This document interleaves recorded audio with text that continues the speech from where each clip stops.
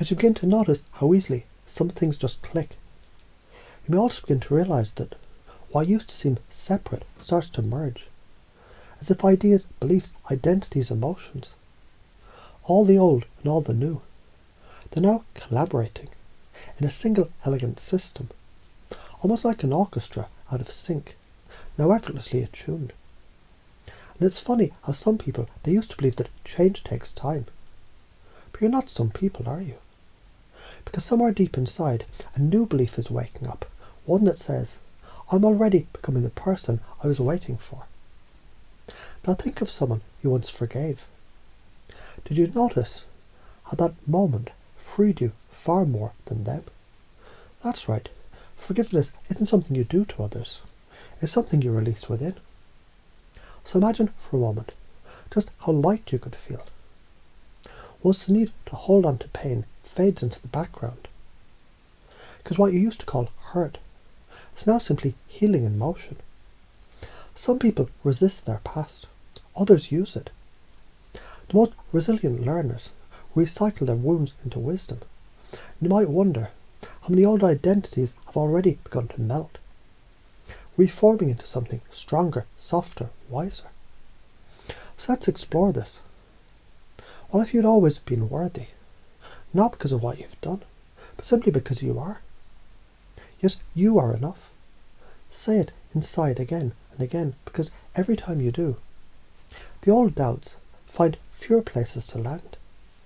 Now picture a garden. The weeds of judgment, resentment, perfectionism. They once ran wild, didn't they? What happens when you begin planting seeds of compassion, presence, forgiveness? The soil doesn't fight it, it welcomes it. And so does your unconscious. You see, all the time you thought the old operating system was you. But now, a new operating system is installing, one that whispers, I'm capable of emotional alchemy. I forgive myself because I choose to be free. Mistakes, they're just messages dressed as failure. It's fascinating how language becomes reality. And now, your words are tools, shaping the self you're becoming. Because the strongest frame wins. And your frame is forged in love. A quite unconditional kind. The kind that says, even when I'm learning, I'm enough. Even when I fall, I'm rising. Some call this resilience, others call it grace. Can you imagine now how someone like you, with your unique path, might naturally begin to speak with more empathy? Look with more softness, breathe with more presence, as if your nervous system already knows what peace feels like. Just now returning home, let me ask you something. Have you noticed how much easier it becomes to set boundaries with love? Not as rejection, but as a quiet declaration. I matter too. Yes, and that's the truth, isn't it? You matter. You always did. And now you remember. You remember that love isn't earned, it's expressed.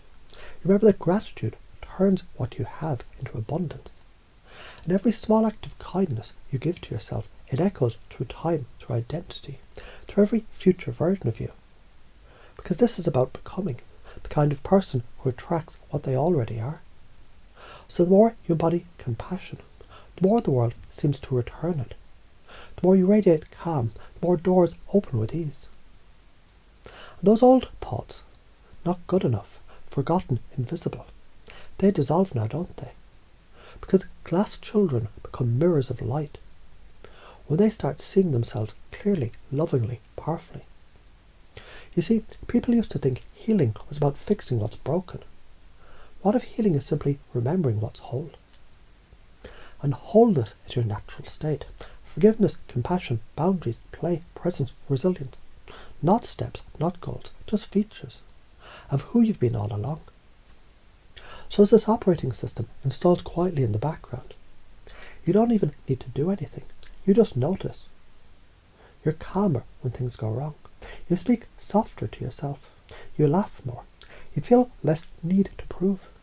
You move with more certainty. And you love with less fear. Because this is how real change happens, not through force, but through remembrance. Not by avoiding the past, but by transforming it into fuel. The most beautiful thing, it's already happening. You're not learning it, you're being it. So now, as your inner mind continues this integration, you can let it keep deepening. Because once you begin the process, the rest of you simply catches up. And from now on, this is who you are.